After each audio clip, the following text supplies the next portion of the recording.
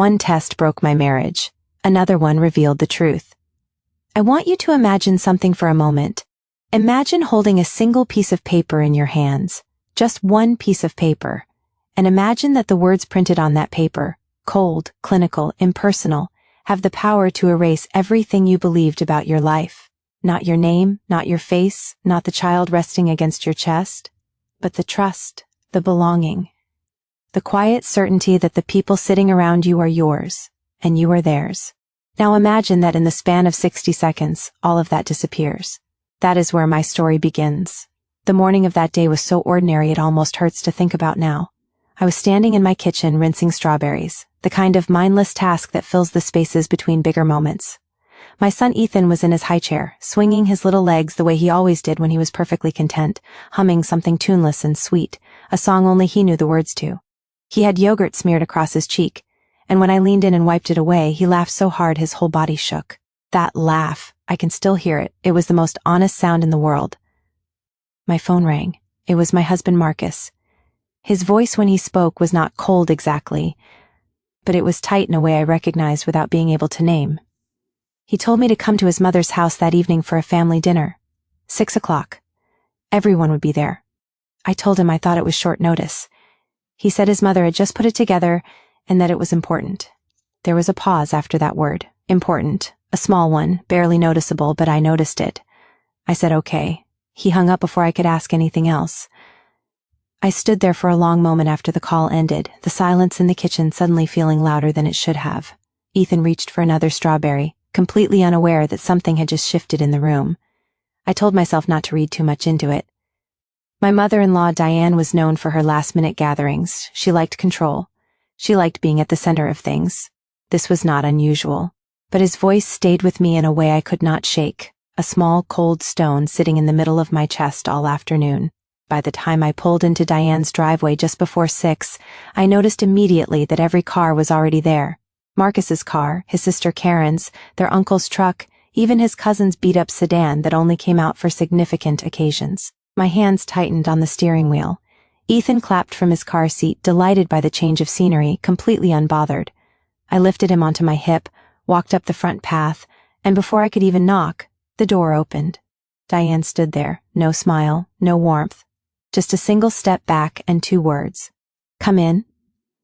The moment I walked into the living room, I understood that something had been arranged. Not a dinner, an event. Every family member was seated not at the dining table but in the living room, chairs positioned in a loose semicircle that left the center of the room open and empty, like a stage, and I had just walked onto it. Every conversation stopped the instant I appeared. Every pair of eyes turned toward me slowly, one by one, and none of them held warmth. None of them held welcome. Ethan gripped the fabric of my dress and pressed himself closer to me, sensing something he was too young to understand but old enough to feel. Marcus stood near the window. He didn't come to meet me, didn't reach for Ethan, didn't move at all. He just walked slowly forward holding an envelope. Sit down, Diane said from behind me. I didn't. I asked Marcus what was happening. He stopped a few feet away, close enough that I could see the tension in his jaw, and he handed me the envelope without a word. My fingers felt clumsy as I opened it. The paper inside was crisp and official. I read the header across the top. DNA test results. A strange hollow feeling spread through my chest before I even reached the bottom of the page. And then I saw it. Probability of paternity. 0%. When I looked up, Marcus finally spoke. The child isn't mine. He said it quietly. Not with rage, not with grief, just with that flat, exhausted certainty that is somehow harder to receive than anger. For a moment I could not hear anything. The room was still full of people, full of eyes, but it felt like I had been sealed inside glass. My heartbeat was loud and uneven in my own ears. I looked down at Ethan. He had tucked his face into my shoulder. I looked back at Marcus and told him it wasn't true. I said it couldn't be. Nobody responded. And somehow that silence, that collective deliberate silence, was worse than anything anyone could have said. Diane stepped forward first, as though she had been waiting for her cue. She said the results were right there in black and white, scientific, verified. I asked her where the test had even come from, who had ordered it. Marcus told me he had, a few weeks ago. Those words landed differently than everything else. Not the accusation, but the secrecy.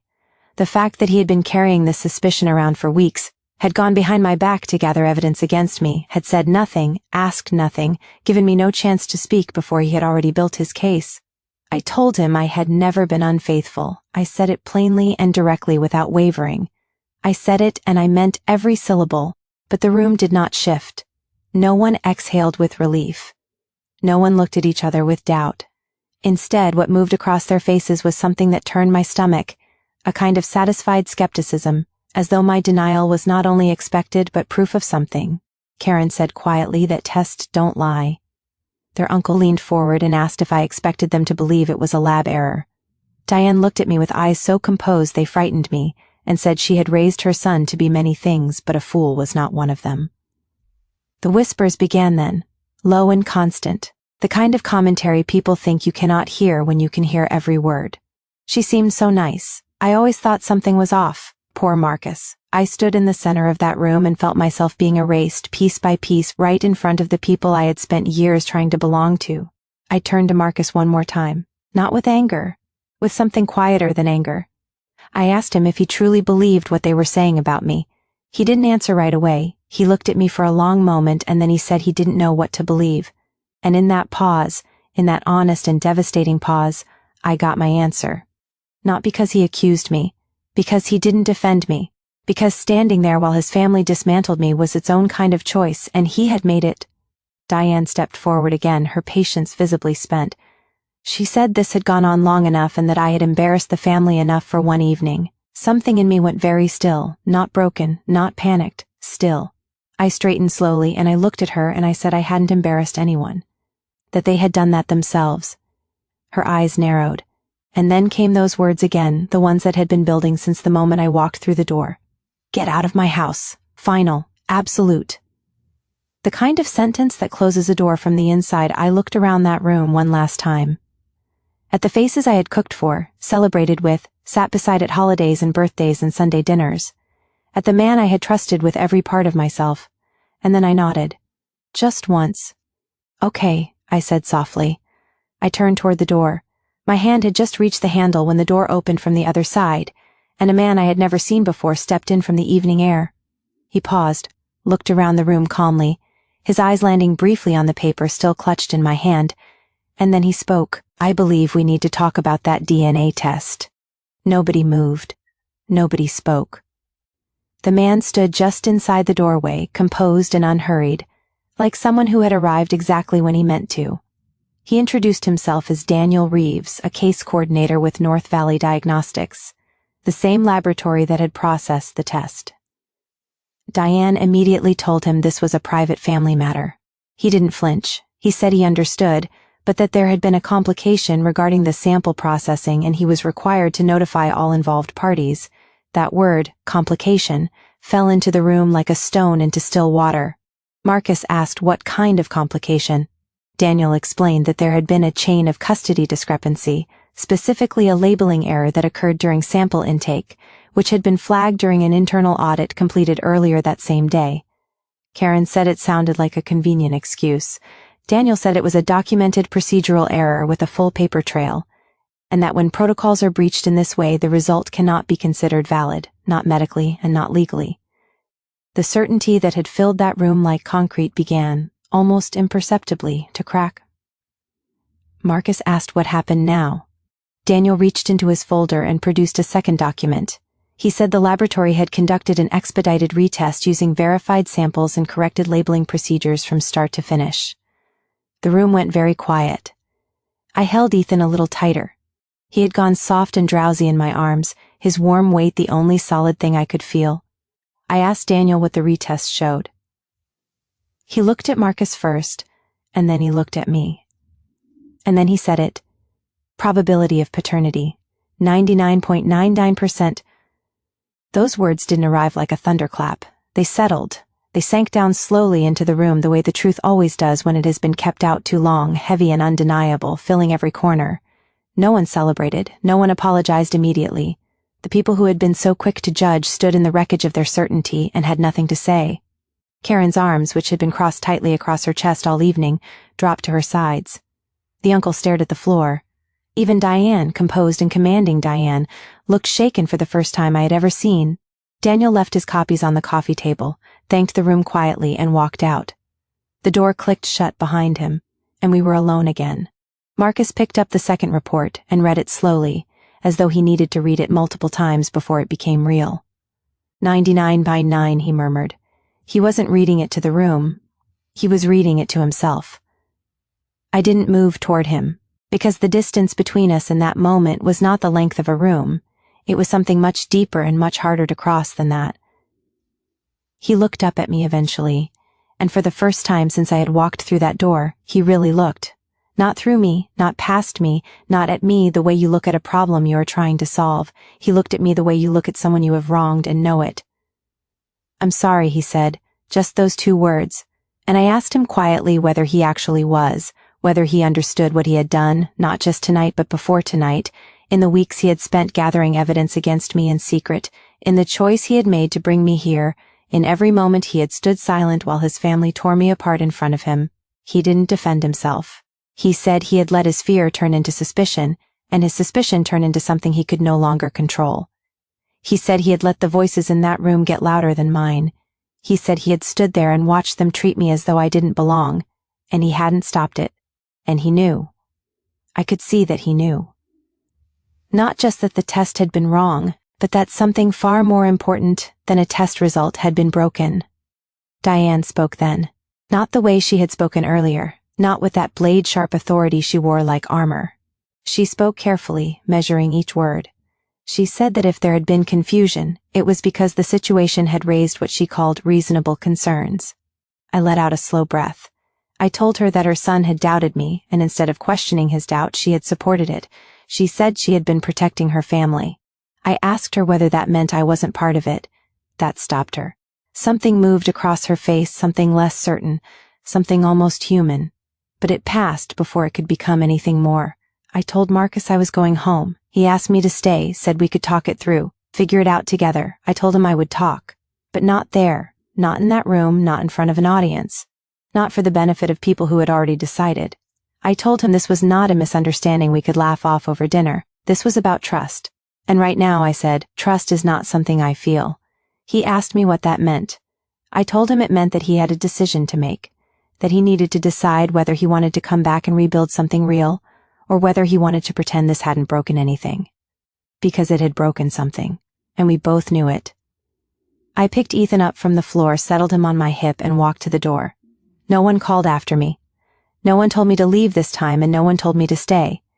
And somehow that silence felt more honest than anything that had come before it. I stepped outside, and the evening air was cool and clean against my face. Behind me, the house stood exactly as it always had, large and well-kept and immaculate. But something had shifted. Not just in them, in me. Because walking away that night was not defeat. It was the first honest choice I had made in hours. I didn't sleep much. Ethan curled beside me, and his small hand rested against my arm all night, the way it always did, trusting without thinking about it. I lay there in the dark, and I thought about that word for a long time. Trust. Not the kind people announce, not the kind written into vows. The quiet kind. The kind that lives in small gestures and unguarded moments. The kind you don't think about until someone gives you a reason to. By morning, the house felt different. Not broken, not empty, just honest. I made coffee. I fed Ethan. I let the rhythm of small, ordinary things hold me steady. Around 9 o'clock, there was a knock at the door. I already knew who it was before I opened it. Marcus stood on the other side, alone.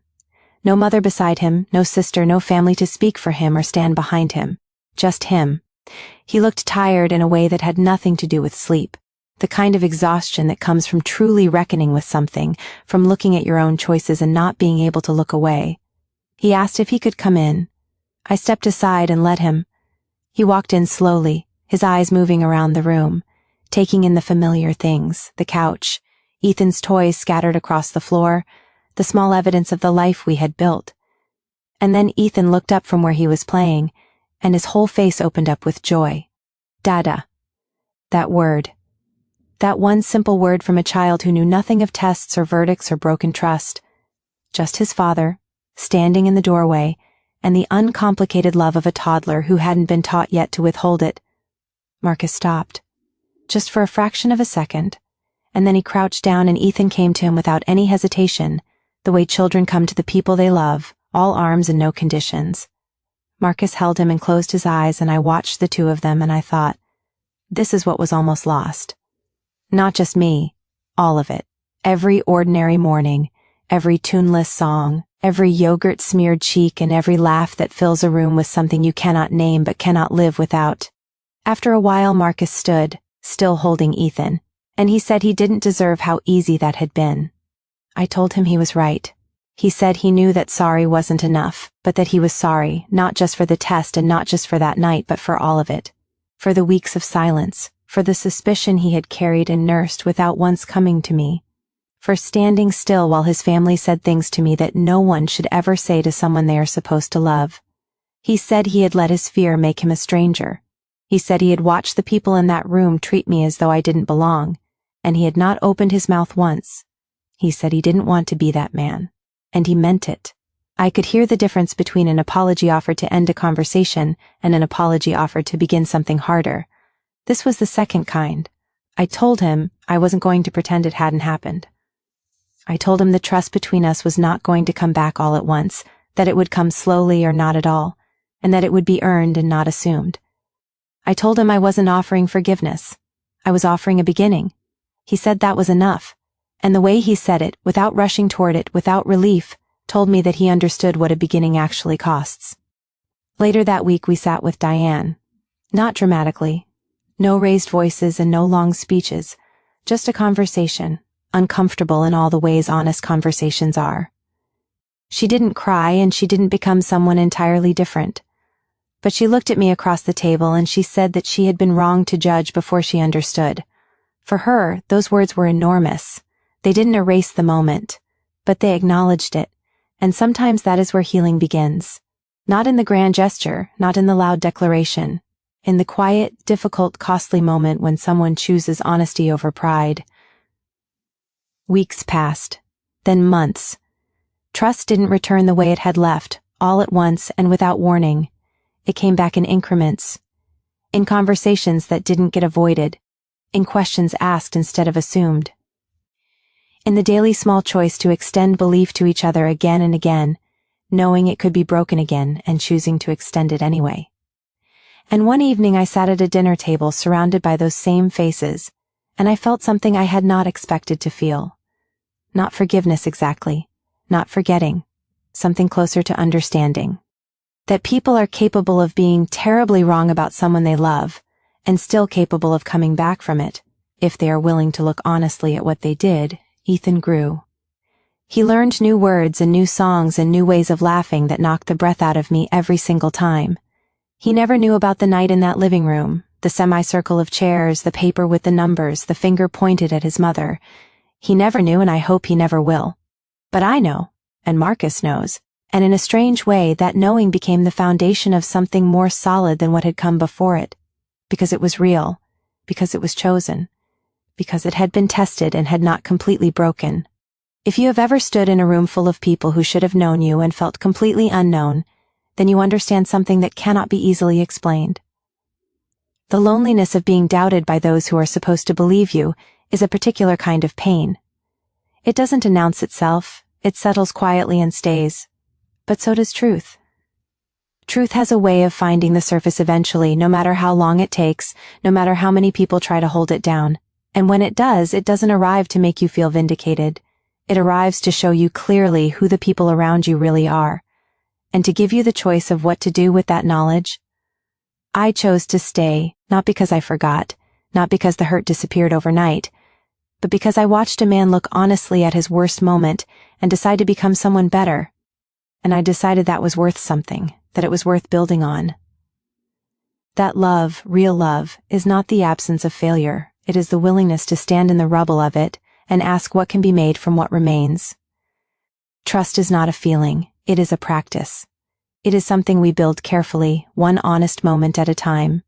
Knowing it can be lost, knowing it must be earned, and choosing to extend it anyway, not blindly, but with open eyes and the full knowledge of what it costs to lose it and what it takes to get it back. That is what this story taught me. And I carry it with me every single day.